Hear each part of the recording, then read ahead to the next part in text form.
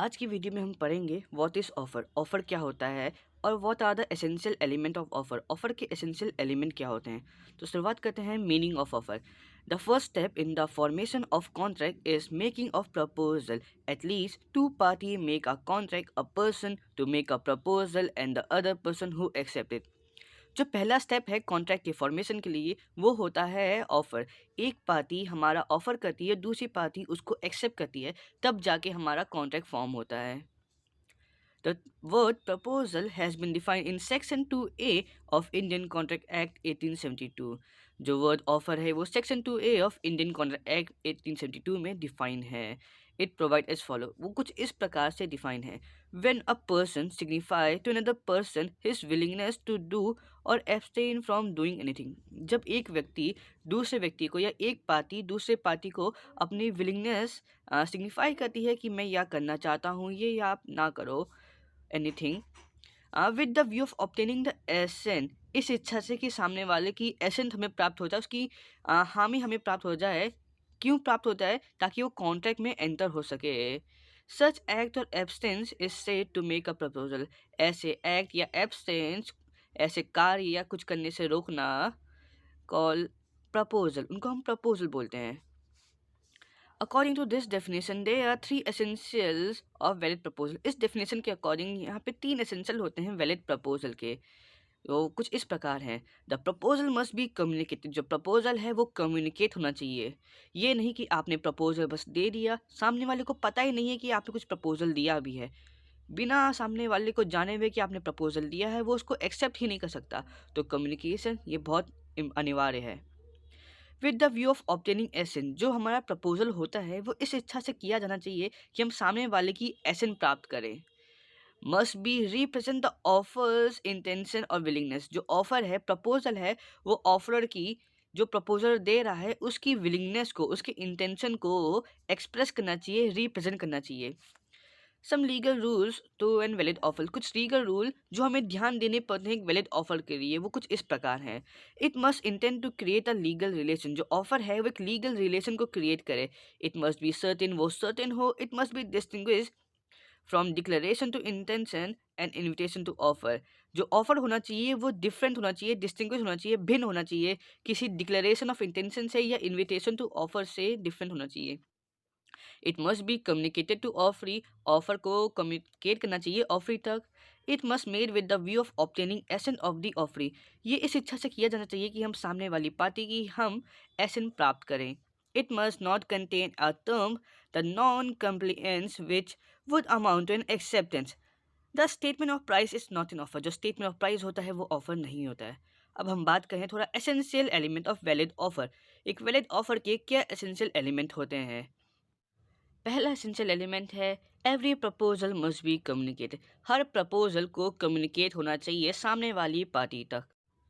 The definition of proposal as to be noted being the word when one person signify to another person, that is say the proposal must be communicated. A communication however need not to always be express and not always to be express in word. For section 9 provide that in so far the proposal for or acceptance of any proposal is made in the word, the promise is said to be expressed. In so far such proposal or acceptance is made otherwise than in the word, the promise said to be implied. तो जो proposal होता है उसको communicate होना चाहिए सामने वाली party तक। सेक्शन 4 कहता है communication of proposal is complete when it came into knowledge of the person to whom it is made, जो हमने प्रपोजल किया है जब सामने वाली पार्टी के नॉलेज में आ जाता है जिसको हमने किया है, तो कहा जाता है प्रपोजल कम्युनिकेट हो गया। यह सेक्शन 4 में कहा गया है। सेक्शन 9 बोलता है जो कम्युनिकेशन है प्रपोजल का वो जरूरी नहीं है कि वो वर्ड में हो, ऐसा भी हो सकता है वो एक्सप्रेस हो और इम्प्लाइड हो। एक्सप्रेस कम्युनिकेशन वो होता है जब हमारा कम्युनिकेशन और प्रपोजल हो किसी रिटन या ओरल माध्यम में जो एक्सप्रेस कर रहा है हमारी विलिंगनेस को। और इम्प्लाइड प्रपोजल वो होता है जब हमारा जो कम्युनिकेशन है प्रपोजल का वर्ड और रिटन के अलावा किसी और चीज़ में हो, by the way of conduct जब एक व्यक्ति अपना ऑफर देता है तो उसको हम इम्प्लाइड बोलते हैं। इसका एक फेमस केस है लालमन शुक्ला वर्सेस गौरी दत्त।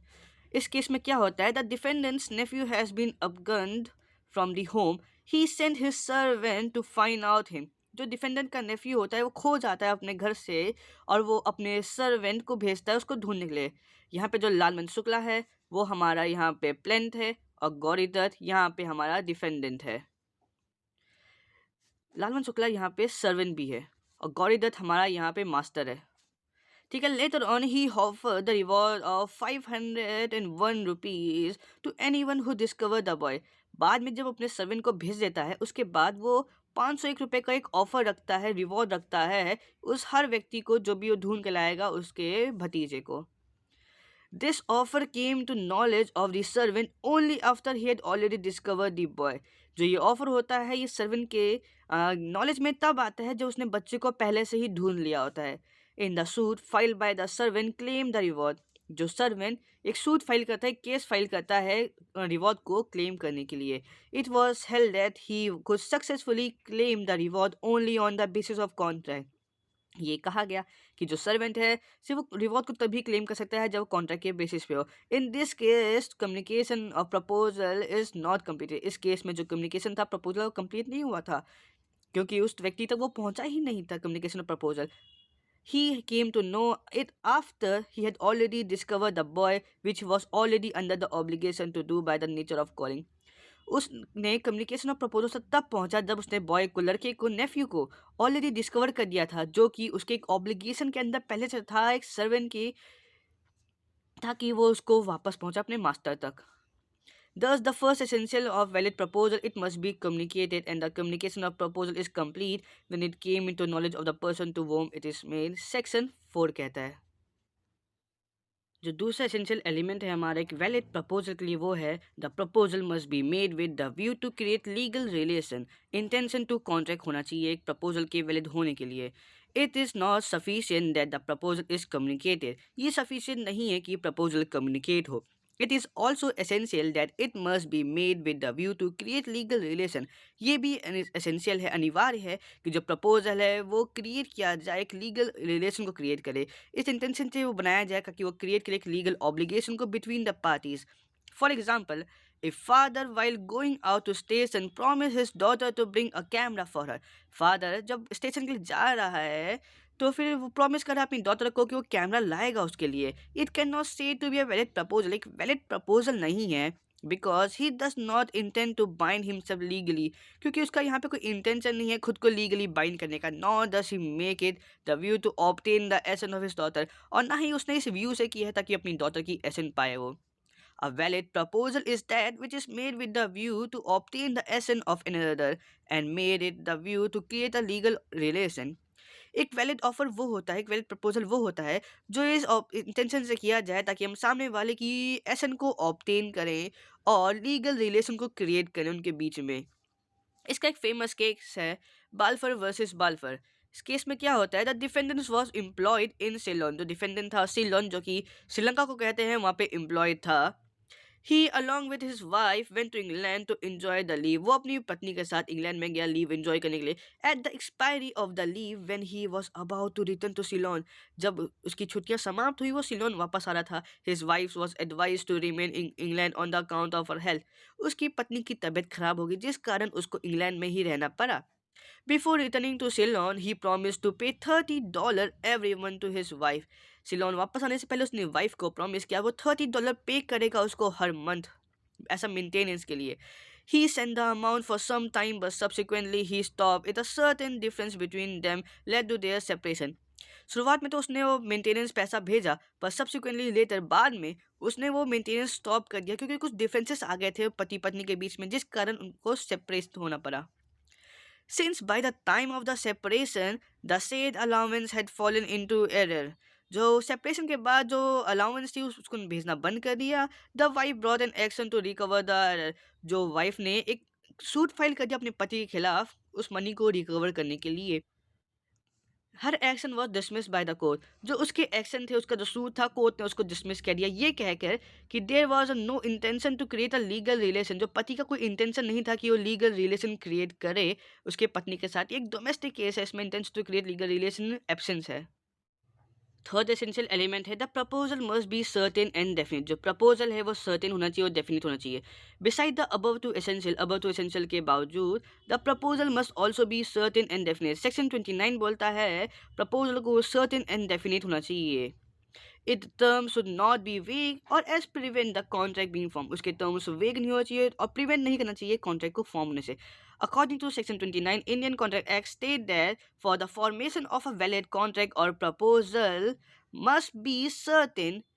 एक वैलिड प्रपोजल के कंस्ट्रक्शन के लिए वो सर्टेन होना चाहिए। The terms of the offer must clear. जो उसकी टर्म्स होनी चाहिए वो क्लियर होनी चाहिए, नॉट अनसर्टेन। वो अनसर्टेन, वेग और इनडेफिनेट नहीं होना चाहिए। इसका एक फेमस केस है Taylor versus Pottington. The case Taylor versus Pottington 1855 में क्या होता है, इसमें टी हमारे टेलर को रिप्रेजेंट कर रहा है एंड पी हमारे पॉटिंगटन को रिप्रेजेंट कर रहा है। T is ready to purchase the house of P for ₹50,000। जो टी था वो रेडी था पी के हाउस को खरीदने के लिए 50,000 रुपये में। If the house was put into through repair, drawing room handsomely decorated according to the present style. अगर जो हाउस है, घर है, उसको अच्छे से रिपेयर कर दे, जो ड्राइंग रूम है उसको हैंडसमली डेकोरेट कर दें according to present style. It was held that the agreement had no legal effect on the ground of uncertainty। ये हेल्ड किया गया, कोर्ट ने ये कहा कि जो ये एग्रीमेंट है इसके कोई लीगल इफेक्ट नहीं है क्योंकि ग्राउंड ऑफ अनसर्टेनिटी के ग्राउंड पे।